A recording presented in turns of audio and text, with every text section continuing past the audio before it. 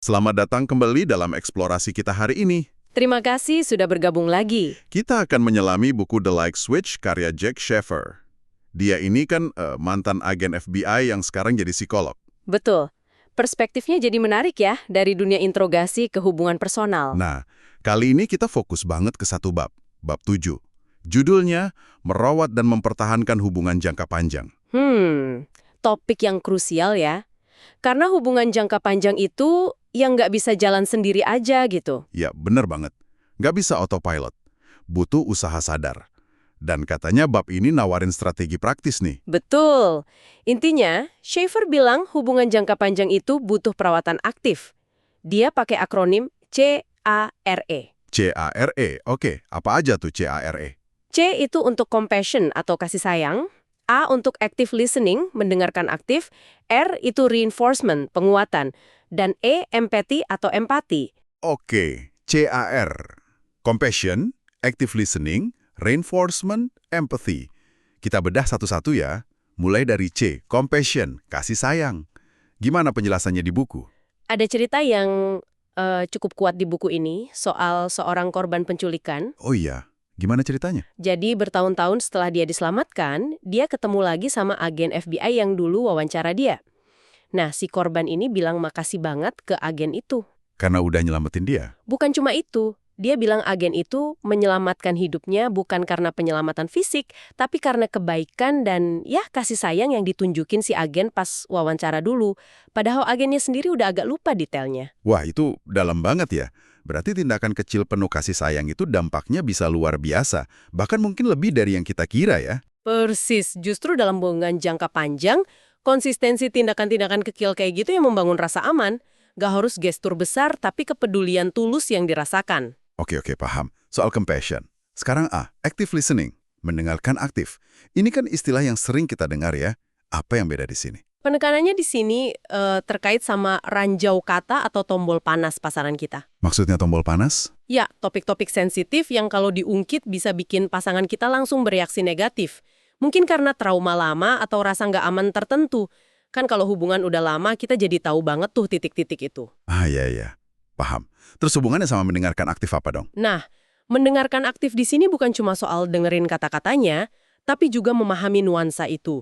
Dan yang paling penting, pakai pengetahuan kita soal tombol panas itu secara konstruktif. Maksudnya konstruktif gimana? Ya, artinya kalau kita beneran peduli, kita justru menghindari menekan tombol itu.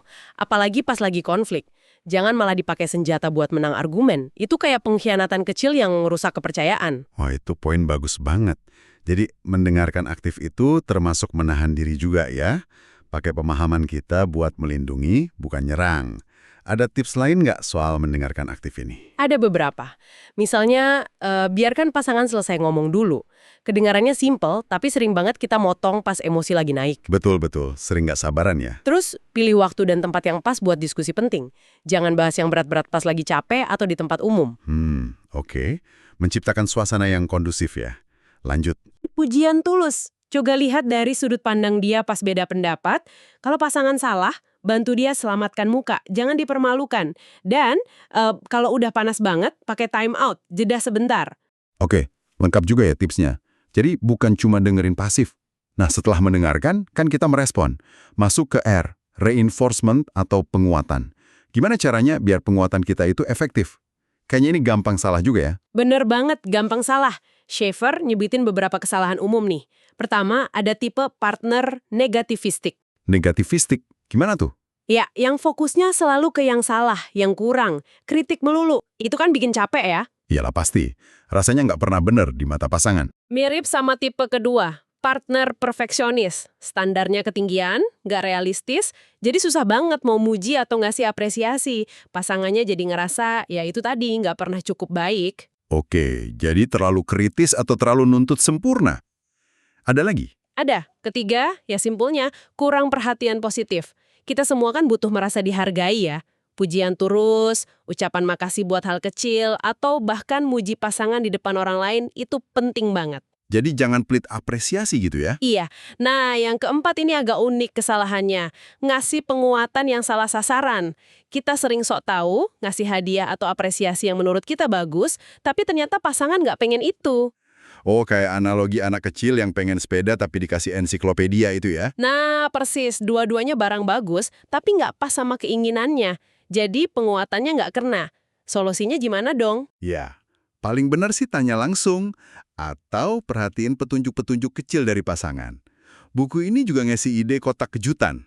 Kotak kejutan. Gimana tuh?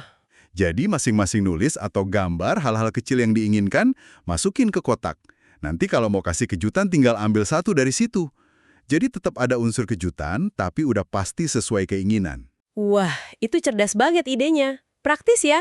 Oke, C-A-R udah. Terakhir E, empathy, empati. Gimana peran empati ini? Tangan, merasakan apa yang dia rasakan. Bukan cuma simpati bilang kasihan ya, tapi usaha aktif menempatkan diri di posisi dia. Jadi ini nyambung banget sama mendengarkan aktif tadi ya? Nyambung banget. Nggak bisa berempati kalau kita nggak benar-benar dengerin dan perhatiin baik kata-kata maupun nonverbalnya. Jadi care ini compassion, active listening, reinforcement, empathy, saling mendukung.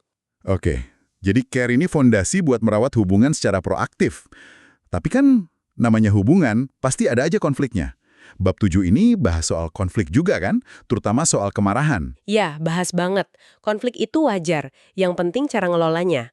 Schaffer nawarin beberapa strategi buat ngelola kemarahan. Pertama, jangan langsung bereaksi pas emosi lagi tinggi-tingginya. Itu yang pergi ke balkon tadi ya, ambil jeda. Betul, ambil jeda buat nenangin diri dulu, reaksi impulsif pas marah itu hampir pasti destruktif. Kedua, kalau bisa, kasih penjelasan simpel. Orang marah itu sering ngerasa hilang kendali, penjelasan bisa bantu mereka sedikit paham. Masuk akal, biar nggak makin bingung dan frustrasi ya. Terus? Hati-hati sama siklus kemarahan. Itu loh, kalau marah kita dibalas marah sama pasangan. Terus kita makin marah lagi, gitu terus sampai nggak bisa mikir jernih. Kuncinya kenali polanya, terus secara sadar memilih buat nggak ikutan ke bawah arus. Nah, gimana cara mutus siklusnya pas lagi panas-panasnya gitu? Salah satu caranya, ini strategi keempat, pakai pernyataan empatik. Ulangi lagi, ini bukan berarti setuju sama alasan marahnya, tapi mengakui dan memvalidasi perasaannya. Bilang aja, aku bisa lihat kamu marah banget ya karena, atau aku paham kamu kecewa soal. Oh, jadi fokus ke perasaannya ya, bukan ke benar atau salahnya argumen. Iya, itu ngasih ruang buat dia venting, ngeluarin unek-unek, tanpa merasa dihakimi. Contoh petugas bea cukai di buku itu bagus banget. Dia nggak langsung nyita tanah suci si pengunjur, tapi terus ngulang-ngulang pakai empati. Saya paham tanah ini spesial buat Anda. Gitu-gitu, akhirnya marahnya reda. Menarik. Jadi empati dipakai berulang-ulang buat mendinginkan suasana. Setelah agak reda, gimana? Nah, baru langkah kelima, tawarkan solusi atau pilihan.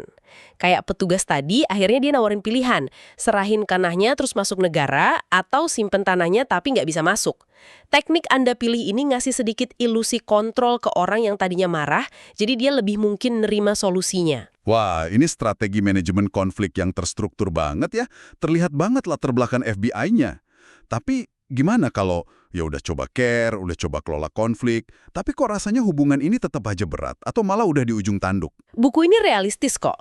Schaffer juga bilang, kadang hubungan memang nggak bisa diselamatkan.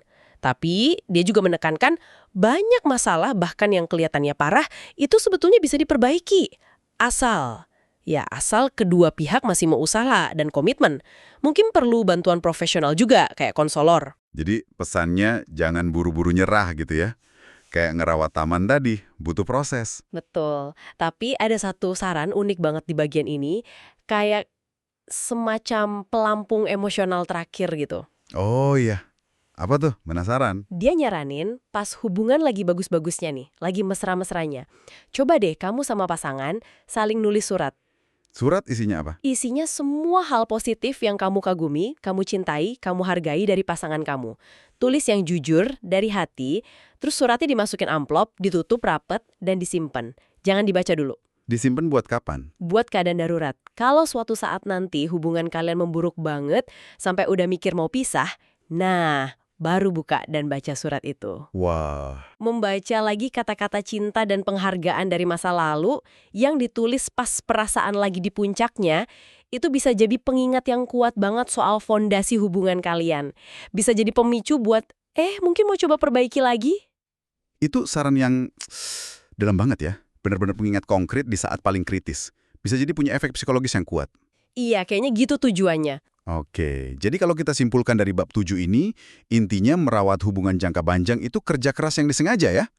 Perlu care, compassion, active listening, reinforcement yang pas, dan empathy. Plus, kemampuan ngelola konflik secara sehat, dan jangan gampang menyerah. Tepat sekali. Bukan sulap, tapi usaha emosional yang konsisten. Mungkin sebagai penutup nih, ada pertanyaan buat direnungan sama pendengar kita. Boleh? Apa tuh? Dari 4 elemen care tadi, coba deh pikirin, satu aja tindakan kecil dan spesifik apa yang bisa Anda lakuin hari ini buat salah satu hubungan penting Anda. Mungkin soal kasih sayang, dengerin lebih baik, ngasih pujian tulus, atau coba lebih berempati. Apa satu langkah kecil yang rasanya bisa bawa dampak positif sekarang? Pertanyaan bagus tuh buat refleksi pribadi ya. Gak cuma teori, tapi langsung mikirin aksinya. Oke deh, terima kasih banyak udah berbagi insight dari bab 7 The Like Switch ini. Bermanfaat banget. Sama-sama, senang bisa berdiskusi.